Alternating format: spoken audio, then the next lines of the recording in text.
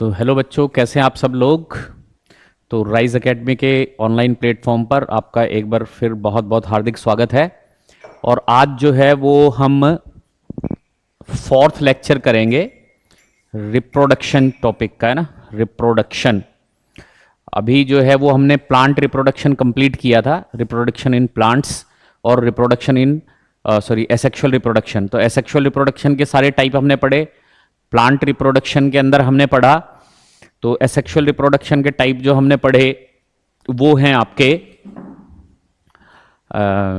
Fragmentation, fission, है ना, regeneration और बडिंग।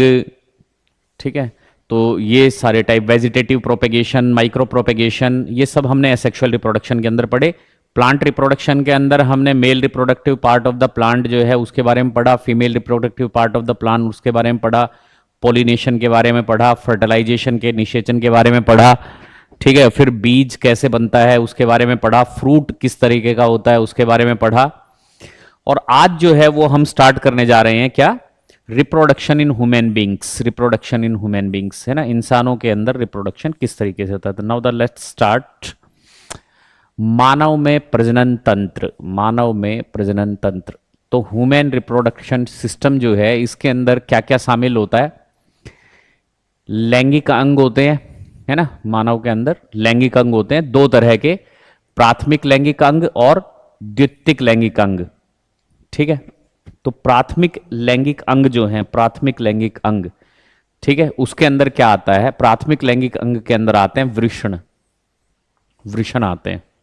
ठीक है, किसके अंदर, पुरुषों के अंदर, पुरुषों के अंदर वृषण आते हैं और महिलाओं के अंदर अंडाशय आता है। तो प्राथमिक अंग कौन से होते हैं, प्राथमिक लैंगिक अंग जिनमें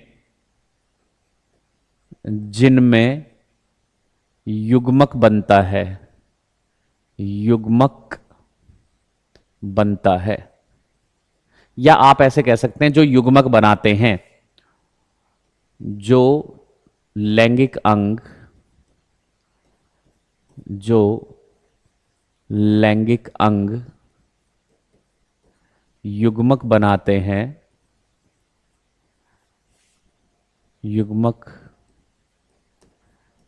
बनाते हैं, उन्हें उन्हें प्राथमिक अंग कहते हैं, उन्हें प्राथमिक लैंगिक अंग कहते हैं।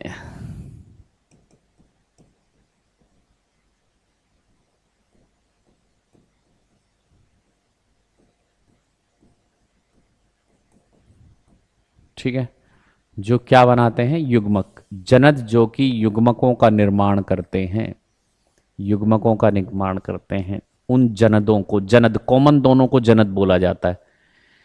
अंडाशय और विष्ण दोनों को कॉमनली क्या बोला जाता है, जनद बोलते हैं, जनद, है ना। गोनेड इंग्लिश के अंदर हम इसको बोलते हैं गोनेड, गोनेड, गोनेड मतलब जनद। वृषण मतलब टेस्टिस, टेस्टिस, और अंडाशय मतलब ओवरी, अंडाशय मतलब ओवरी। ठीक है, तो गोनेड दो तरह के होते हैं, टेस्टिस मेल के अंदर, ओवरी फीमेल के अंदर, है ना। या हम कह सकते हैं कि जनद दो तरह के होते हैं, वृषण पुरुषों के अंदर, अंडाशय महिलाओं के अंदर, और ये प्राथमिक लैंगिक अंग कहलाते हैं क्योंकि ये क्या बनाते हैं, ये बनाते हैं युग्मक। तो जो युग्मकों का निर्माण करते हैं वो प्राथमिक लैंगिक लैंगिक अंग, और पुरुषों के अंदर विष्ण जो है वो युग्मक बनाते हैं, और महिलाओं के अंदर अंडाशय ओवरी जो है वो युग्मक बनाते हैं। तो ये जनद होते हैं। ठीक है, द्वितीयक लैंगिक अंग, द्वितीयक लैंगिक अंग जो सीधे तौर पर भाग नहीं लेते हैं जनन के अंदर, है ना, यानी कि वो युग्मक नहीं बनाते लेकिन रिप्रोडक्शन में हेल्प करते हैं, है ना। तो द्वितीयक जनन अंग कौन से हो गए, विच हेल्प इन रिप्रोडक्शन, जो रिप्रोडक्शन के अंदर हेल्प करते हैं। ठीक है, उनको हम क्या बोलते हैं, द्वितीयक लैंगिक अंग, है ना। जैसे पुरुषों के अंदर ये होता है शिशन, पेनिस जिसको हम बोलते हैं वो, वास डिफरेंशिया, इजैकुलेटरी डक्ट, है ना। और इस तरह वाश इफ्रेंसिया, वास डिफरेंसिया, एपिडाइडमिस और पेनिस, ये चीजें जो हैं वो क्या कहलाती हैं, द्वितीयक अंग कहलाते हैं। किसके अंदर, पुरुषों के अंदर। और महिलाओं के अंदर uterus, fallopian tube, vagina, cervix, है ना, ये सारी चीजें द्वितीयक अंग कहलाती हैं। और सहायक या बाह्य द्वितीयक लैंगिक लक्षण, बाह्य द्वितीयक लैंगिक लक्षण क्या होते हैं, बाह्य द्वितीयक लैंगिक लक्षण, ये पुरुषों और महिलाओं के अंदर अंदर जो है वो अलग अलग होते हैं, पुरुषों और महिलाओं के अंदर अंदर। जैसे पुरुषों के अंदर क्या होते हैं, पुरुषों के लक्षण, पुरुषों के अंदर क्या लक्षण होते हैं, भारी आवाज, भारी आवाज का होना, ठीक है। दूसरा होता है चौड़ी छाती,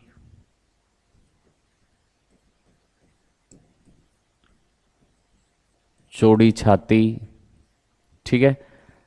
तीसरा है दाढ़ी मूंछ का आना, दाढ़ी मूंछ,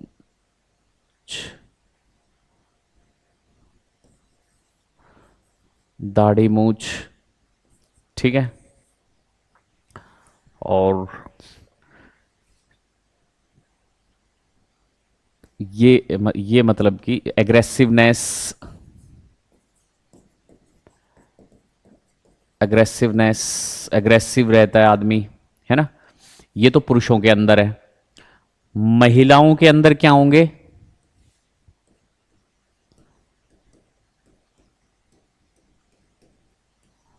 महिलाओं में लक्षण, महिलाओं के अंदर लक्षण क्या होंगे, महिला के अंदर लक्षण क्या होंगे, मेमरी ग्लैंड, मेमरी ग्लैंड, बच्चे को जो दूध पिलाती है माता, है ना, तो वो मेमरी ग्लैंड्स जो हैं वो प्रेजेंट होंगे। दूसरा जो है वो डीप वॉइस, मतलब मधुर आवाज, मधुर आवाज होगी, ठीक है। Fat deposition, fat deposition etcetera, ये जो है ये महिलाओं के अंदर लक्षण होंगे, महिलाओं के अंदर, है ना। उसके बाद जो है पुरुषों में, मनुष्य में प्रजनन की विशेषताएं, मनुष्य में प्रजनन की विशेषताएं, देखो क्या विशेषताएं हैं। पहली चीज तो जो है वो युवावस्था, युवा अवस्था, युवस्था मतलब प्रजनन की अवस्था जो होती है ना, प्रजनन अवस्था जिसको हम बोलते हैं one set of puberty, English के अंदर बोलते हैं प्यूबर्टी, ये आती है 13 से 14 साल की एज पर, ठीक है, 13 से 14 साल की। और जो भी हमने लक्षण अभी पढ़े हैं महिलाओं और पुरुषों के अंदर, वो लक्षण जो है वो अपीयर होने लगते हैं उनके अंदर प्यूबर्टी के ऊपर, ठीक है। दूसरा क्या होता है,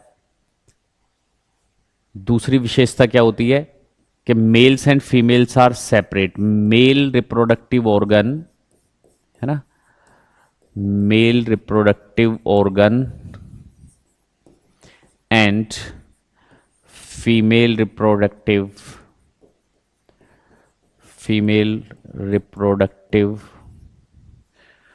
ऑर्गन्स आर सेपरेट, ये सेपरेट होते हैं, अलग अलग होते हैं दोनों के अंदर, महिलाओं के अंदर अलग होते हैं, पुरुषों के अंदर अलग होते हैं। महिलाएं बाहर से दिखने में अलग तरह की दिखाई देती हैं, पुरुष अलग तरह के दिखाई देते हैं, है ना।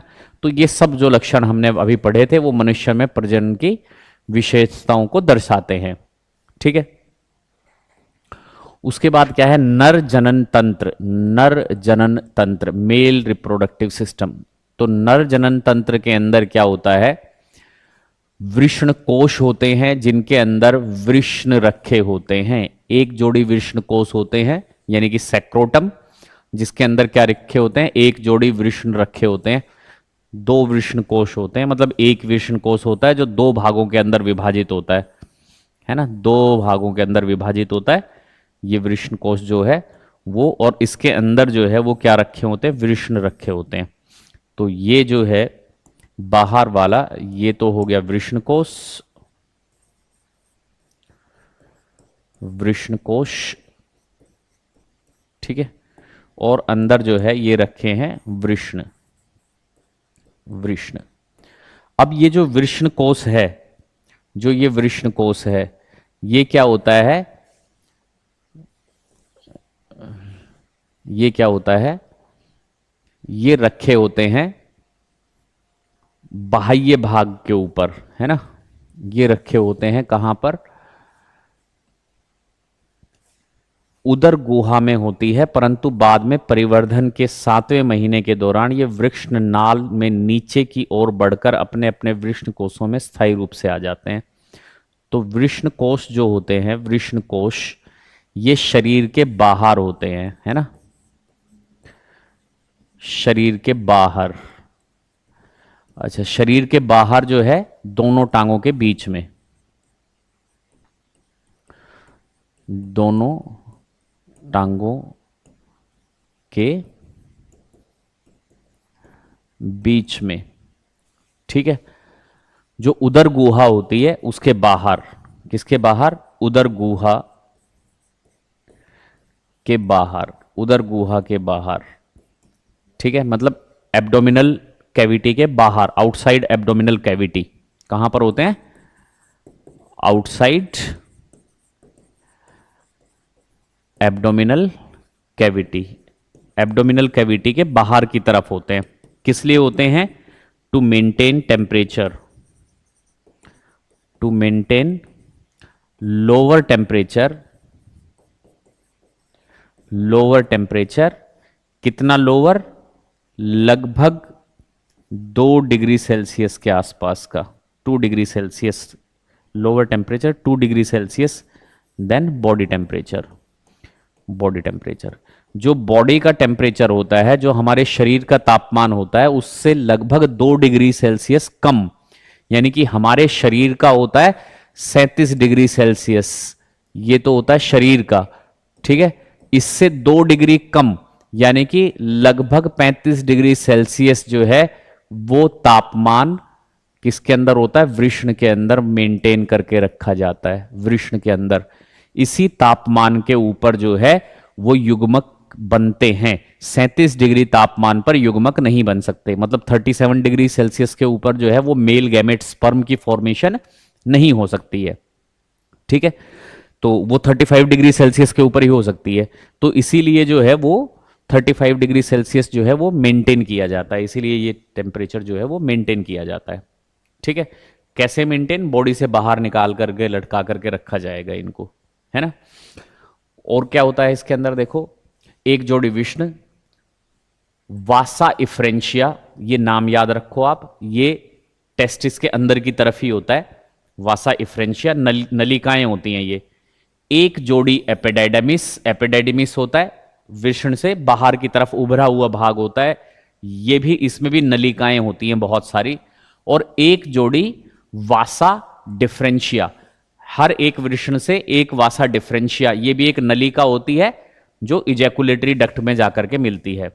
जो एक जोड़ी स्खलन नलिका यानी कि इजैकुलेटरी डक्ट उसके अंदर जाकर के मिलेगी, और एक यूरेथ्रा, एक यूरेथ्रा होगा और शिशन होगा। कुछ सहायक जनन ग्रंथियां, 3 सहायक जनन ग्रंथियां जो है वो मुख्य रूप से पाई जाती हैं। तो इन सब चीजों के बारे में हम आगे पढ़ेंगे, है ना, सारी चीजों के बारे में हम आगे पढ़ेंगे। तो ये है वो आपका डायग्राम, है ना। ये क्या है, यहां से देखो एपिडाइडमिस का, यहां से देखो ये वाला जो भाग है, ये जो भाग है, ये भाग,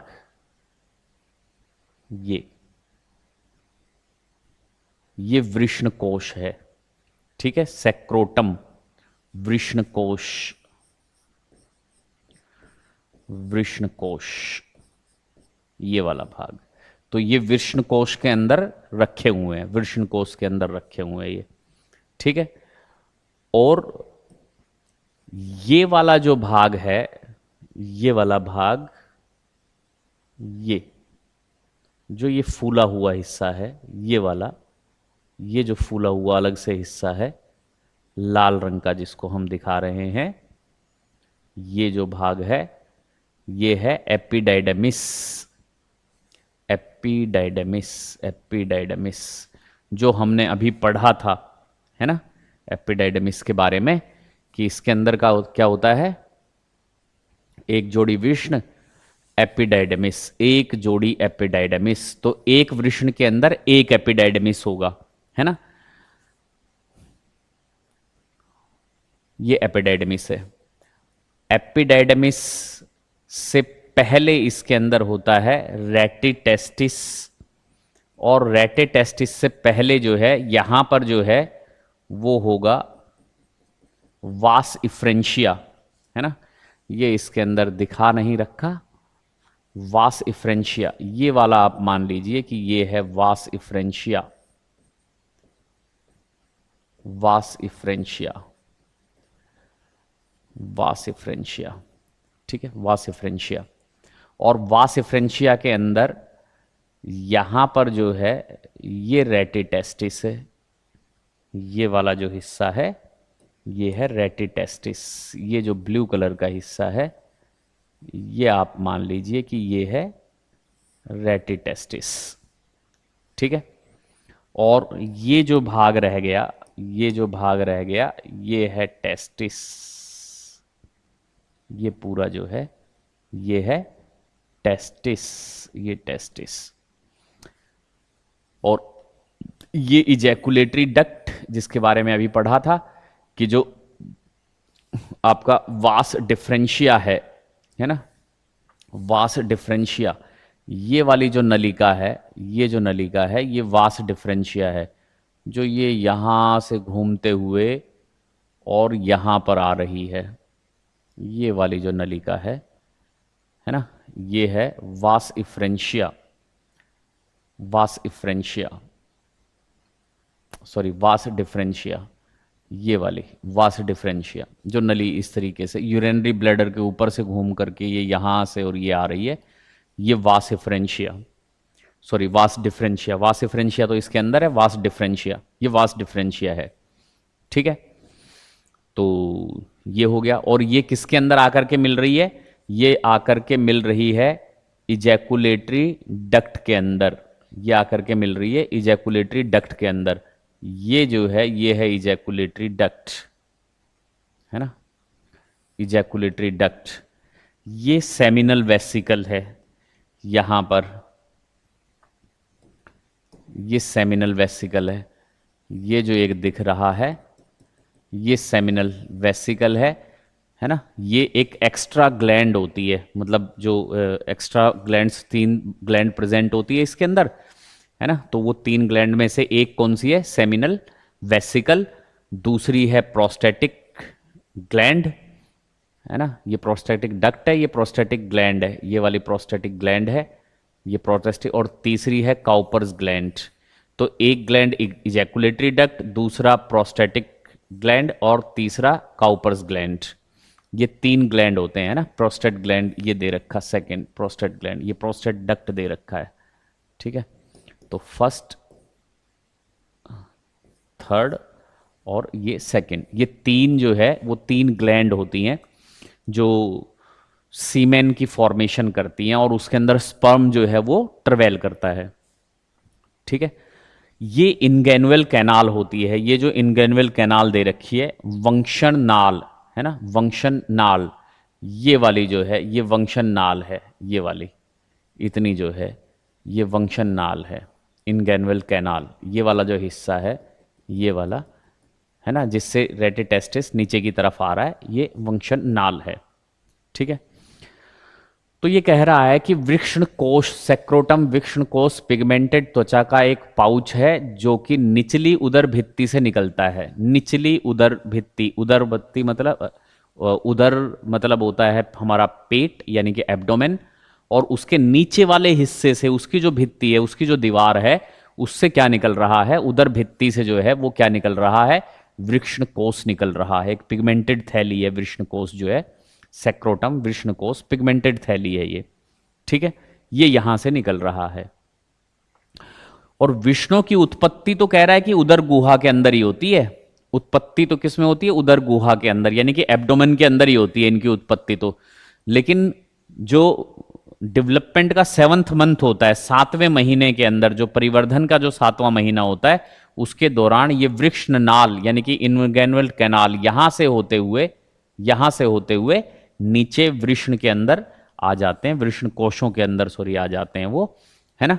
तो वहां पर मतलब बनता जो है वो तो कहां पर बनेगा, बनेगा तो ये एब्डोमिनल कैविटी के अंदर ही, लेकिन 7th मंथ के अंदर जो एम्ब्रियोनिक स्टेज होती है फीटस की, 7th मंथ के अंदर जब बच्चा अपने माता के पेट में होता है, तो उसके 7वें महीने में जो है वो कहां पर आ जाती है, वृषण कोश के अंदर आ जाते हैं वृषण। ठीक है, तो ये जो है वो पूरा डायग्राम इससे रिलेटेड जो है वो है ना। जो मानव वृषण, तो मानव वृषण जो होते हैं, ह्यूमन टेस्टिस जो है, तो प्रत्येक वृषण के अंदर 3 आवरण होते हैं। ट्यूनिका वेजाइनलिस, ये सबसे बाहर वाला है ना, बाह्य। ठीक है, उसके बाद ट्यूनिका एल्ब्यूजिनिया, ट्यूनिका एल्ब्यूजिनिया ये दूसरे नंबर के ऊपर होता है। मध्य और ट्यूनिका वेस्कुलोसा ये तीसरे नंबर के अंदर होता है। तो अंदरूनी, अंदरूनी मतलब सबसे अंदर वाला भाग।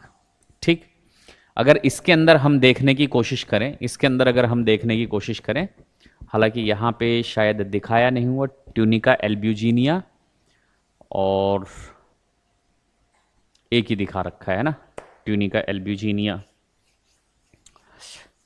तो ये जो है ये ट्यूनिका एल्ब्यूजिनिया है, ये वाली जो लेयर है ये ट्यूनिका एल्ब्यूजिनिया दिखा रखी है। ठीक है, सबसे अंदर वाली लेयर। इसके बाहर जो है, इसके बाहर जो है वो होता है कौन सा, यहां पर जो है, यहां पर ये होता है कौन सी, ट्यूनिका वेजाइनलिस, ट्यूनिका वेजाइनलिस। और इन दोनों के बीच में यहां पर जो है ये वाली है ना, ये वाली ये होती है ट्यूनिसा एल्ब्यूजिनिया, सॉरी ये ट्यूनिसा एल्ब्यूजिनिया है।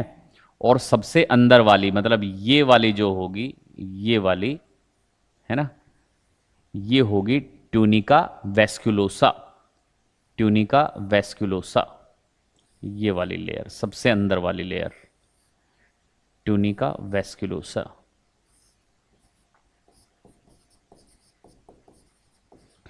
वेस्कुलोसा, ट्यूनिका वेस्कुलोसा सबसे अंदर वाली लेयर। ठीक है, 3 लेयर होती हैं इसके अंदर, 3 लेयर। और जो ट्यूनिका वेस्कुलोसा है, ट्यूनिका जो वेस्कुलोसा है, ठीक है, वो क्या बनाती है, वो बनाती है किसको, इसमें दे नहीं रखा, यही बताते हैं हम, है ना, जगह दे नहीं रखी है। तो ट्यूनिका वेस्कुलोसा जो है वो बनाती है क्या, डक्ट्स, है ना, वो बनाती है ducts, straight tubule seminiferous tubules बनाती है ये, है ना। सेप्टम, इसको हम इस तरीके से समझने की कोशिश करते हैं कि सपोज दैट ये ट्यूनिका वेस्कुलोसा है ना, ट्यूनिका वैस्कुलोसा, सबसे अंदर वाली लेयर ट्यूनिका वैस्कुलोसा। तो ये जो ट्यूनिका वैस्कुलोसा है ये सेप्टम बनाएगी, ये सेप्टम बनाएगी ऐसे, ठीक है, ये सेप्टम बनाएगी, ये है सेप्टम, सेप्टम, ठीक है। और इस सेप्टम के अंदर जो है, इस सेप्टम के अंदर जो है वो होंगे सेमिनिफेरस ट्यूब्यूल्स, है ना, इसके अंदर होंगे क्या, एक से लेकर के 3 सेमिनिफेरस ट्यूब्यूल्स।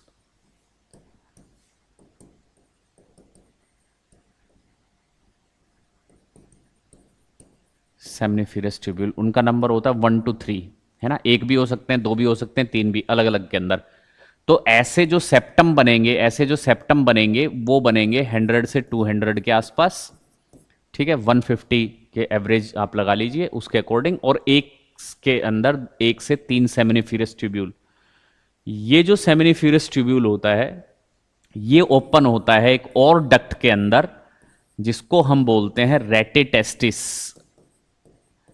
Rete testis, rete testis.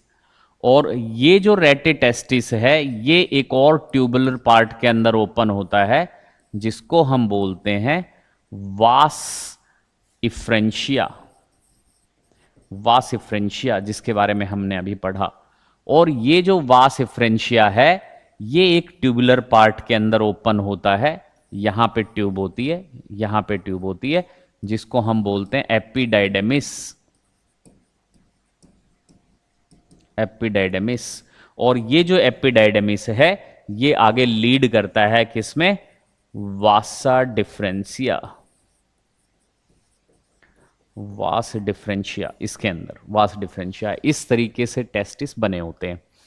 तो ये जो सेमिनिफेरस ट्यूब्यूल है ये हमारे काम की चीज है। ये जो सेमिनिफेरस ट्यूब्यूल है, इस सेमिनिफेरस ट्यूब्यूल के अंदर मान लो कि ये सेमिनिफेरस ट्यूब्यूल है, ठीक है, इसको कट करके हम गोल देख रहे हैं, ये एक ट्यूब्यूल है, ये इस तरीके की ट्यूब्यूल है, इस ट्यूब्यूल को हमने ऐसे काट दिया और ऐसे करके अब देख रहे हैं गोल, ठीक है, गोल। ये जो ट्यूब्यूल है सेमिनिफेरस ट्यूब्यूल, इसके अंदर यहां पे अंदर की तरफ सेल्स की एक लेयर होती है जिसको हम बोलते हैं जर्मिनल एपिथीलियम। और उसमें बीच बीच में कहीं कहीं पर जो है वो बड़ी सेल्स भी प्रेजेंट होती हैं, बीच बीच में कहीं कहीं पर बड़ी सेल्स प्रेजेंट होती हैं और बाकी जो है वो छोटी सेल्स होती हैं, इस तरीके से छोटी सेल्स प्रेजेंट होती हैं ऐसी, ठीक है। तो ये जो छोटे वाली सेल हैं इनको हम बोलते हैं, ये होती है जर्मिनल एपिथीलियम, जर्मिनल एपिथीलियम। और ये निर्माण करती हैं किसका, ये निर्माण करती हैं, ये निर्माण करती हैं किसका, शुक्राणु का, शुक्राणु का, यानी कि स्पर्म, है ना, शुक्राणु यानी कि स्पर्म, ये स्पर्म बनाएंगी। और ये जो सेल होती हैं ये कहलाती हैं सर्टोली सेल, सर्टोली कोशिकाएं, सर्टोली कोशिकाएं। और ये जो सर्टोली कोशिकाएं हैं ये क्या करती हैं, ये भोजन प्रदान करती हैं, न्यूट्रिशन देती हैं, provide nutrition, provide nutrition to developing, to developing sperm. जो शुक्राणु बन रहा है उस शुक्राणु को भोजन प्रदान करवाती हैं, ये भोजन प्रदान करवाती हैं, उसको न्यूट्रिशन देती हैं, ये है ना। तो ये सेमिनिफेरस ट्यूब्यूल है, ये क्या है, सेमिनिफेरस ट्यूब्यूल, सेमिनिफेरस ट्यूब्यूल, ये सेमिनिफेरस ट्यूब्यूल है, उसका एलएस काट के फिर दिखाया, ठीक है। सेमिनिफेरस ट्यूब्यूल जो होता है, सेमिनिफेरस ट्यूब्यूल, इसके बाहर की तरफ, इसके बाहर की तरफ यहां पर कोशिकाएं होती हैं कुछ जिनको हम कहते हैं लेडिग सेल्स या इंटरस्टिशियल सेल्स, लेडिग्स सेल्स या इंटरस्टिशियल, इंटरस्टिशियल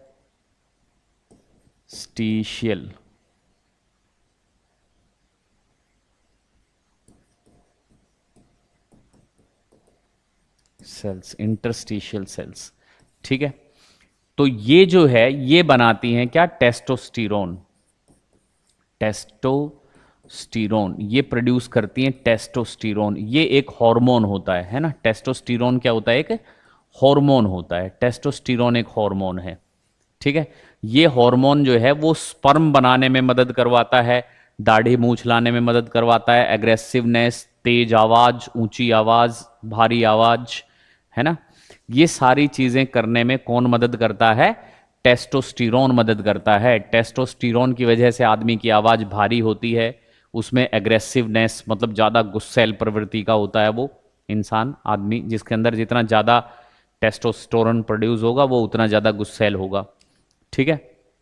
और ये दाढ़ी मूछ लेकर के आती हैं, कांक के बाल जो होते हैं वो इसकी वजह से आते हैं, चौड़े जो जो कंधे जो चौड़े होते हैं वो इसकी वजह से, मतलब मेल के जो भी कैरेक्टरिस्टिक हमने पढ़े थे, बाह्य कैरेक्टरिस्टिक जो हमने पढ़े थे, वो किसकी वजह से आते हैं, टेस्टोस्टेरोन की वजह से आते हैं। और स्पर्म जो बनता है, शुक्राणु जो बनता है, उसकी शुरुआत भी यही हार्मोन करवाता है, टेस्टोस्टेरोन हार्मोन करवाता है। और इसे कौन बनाता है, इसे लेडिग सेल्स, लेडिग्स कोशिकाएं या इंटरस्टिशियल कोशिकाएं जो हैं ये इसे बनवाती हैं, ठीक है, ये इसको बनवाती हैं। नाउ ये वही डायग्राम है जो हमने अभी अभी पढ़ा है ना। ये लेडिग्स सेल्स हैं, है ना, लेडिग सेल्स हैं ये वाली, ठीक। और ये सर्टोली सेल्स हैं, सर्टोली सेल्स। ये बेसमेंट मेम्ब्रेन दे रखी है, जर्मिनल एपिथेलियम। ये स्पर्म के बनने की प्रोसेस दे रखी है, स्पर्म यानी कि शुक्राणु, है ना। शुक्राणु किस तरीके से बनता है, तो जो जर्मिनल सेल्स होती हैं, जो जर्मिनल सेल हमने बात की थी, उससे बनता है स्पर्मेटोजेनिक कोशिकाएं। स्पर्मेटोजेनिक कोशिकाएं, जो जर्म सेल जिसको हमने बोला था वो यही है, जर्म सेल, है ना। स्पर्मेटोजेनिक कोशिकाएं ये बनाती हैं स्पर्मेटोगोनियम, मतलब ये विभाजित होती हैं और साइज में बड़ी हो जाती हैं, तो उसको हम कहते हैं स्पर्मेटोगोनियम। वो जो स्पर्मेटोगोनियम है उसके अंदर माइटोसिस होता है, और माइटोसिस से जो है वो बनता है primary spermatocyte. Primary spermatocyte, primary spermatocyte के अंदर मियोसिस होता है, मियोसिस होता है, और वो बनता है सेकेंडरी स्पर्मेटोसाइट, ठीक है, सेकेंडरी स्पर्मेटोसाइट। और सेकेंडरी स्पर्मेटोसाइट से बनता है अर्ली स्पर्मेटिड, उससे बनता है लेट स्पर्मेटिड, और फिर बनता है स्पर्मेटोजोन या शुक्राणु कहते हैं इसको, शुक्राणु, ठीक है। तो ये प्रोसेस है, ये बनने का ये प्रोसेस है। तो ये शुक्राणु है, ये जो कोशिका है ये क्या है, शुक्राणु है। ये वाली जो इस तरीके से जो करके दिखा रखी है ये शुक्राणु है ना। यहां से तो हटा देते हैं, यहीं तक दिख जाएगा आपको, ये शुक्राणु है। ये इस तरीके का होता है शुक्राणु, है ना। तो ये डायग्राम हमने अभी स्टडी किया, ये पढ़ा ही है। उसके बाद है मेल रिप्रोडक्टिव सिस्टम, पूरा जो जो चीजें हमने अभी तक पढ़ी हैं वो सारी इसके अंदर हैं, ठीक है। क्या है, ये जो है ये टेस्टिस है, ये टेस्टिस है, ये टेस्टिस दे रखा है, ठीक है। ये हेयर दे रखे हैं, हेयरी प्यूबिक हेयर जो होते हैं वो, सेक्रोटम, सेक्रोटम ये दे रखा है, ये सेक्रोटम है, ठीक है। ये पेनिस दे रखा है, ये ग्लैंस पेनिस जो आगे से फूला हुआ भाग होता है, पेनिस का आगे से फूला हुआ भाग जो होता है वो, ठीक है, ये वो दे रखा है। ये यूरेथ्रा होता है ना।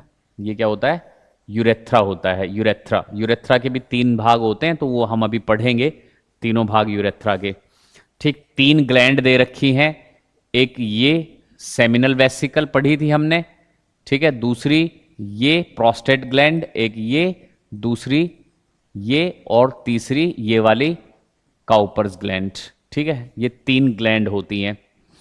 ये यूरेनरी ब्लैडर दे रखा है, यूरेनरी ब्लैडर है ये, यूरेनरी ब्लैडर, ठीक है, यूरेनरी ब्लैडर दे रखा है। ये वास डिफरेंशिया, वास डिफरेंशिया ये यहां से होकर के, ये इसके ऊपर से होकर के यहां आकर के खत्म होता है। इसके अंदर जो है ये सेमिनल वेसिकल आकर के मिलती है, और यहां से ये इतना भाग जो है, ये इतना भाग, इतने वाला भाग जो है वो ये कहलाता है इजैकुलेटरी डक्ट, ये कहलाता है इजैकुलेटरी डक्ट। तो दोनों तरफ से ये वास डिफरेंशिया आता है, दोनों तरफ से वास डिफरेंशिया आता है, इजैकुलेटरी डक्ट के अंदर मिलता है, और दोनों तरफ से इजैकुलेटरी डक्ट जो है ये यूरेथ्रा के अंदर ओपन होते हैं। ये यूरेथ्रा है ना, ये यूरेथ्रा है। तो इस यूरेथ्रा के अंदर ओपन होते हैं, और इसी जंक्शन के ऊपर ये ग्लैंड होती है, कौन सी?